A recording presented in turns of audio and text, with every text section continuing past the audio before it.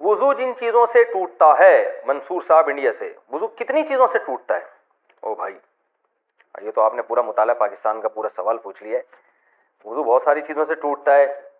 पेशाब के रास्ते से पेशाब का कतरा निकल जाए, मनी निकल जाए, मज़ी निकल जाए, कोई भी गंदगी पेशाब के रास्ते से निकलेगी, उससे वुजू टूटेगा। क़ज़ाए हाजत करने से वुजू टूटता है। हवा खारिज हो जाए, उससे वुजू टूटता है। खून निकल के अपनी जगह से बह जाए, अगर खून निकला और अपनी जगह पर ही पर है, वहाँ से हटा नहीं है, तो वुजू नहीं टूटता। लेकिन खून निकल के अपनी यानी ज़ख़म वाली जगह से सरायत करके दूसरी जगह पे चला जाए तो भी वुजू टूट जाता है। इसी तरह पीप अगर ज़ख़म से निकली और अपनी जगह पर ही है तो वुजू नहीं टूटता, लेकिन अपनी जगह से सिरक गई और ऐसी जगह पहुँच गई जहाँ ज़ख़म नहीं है तो भी वुजू टूट जाता है।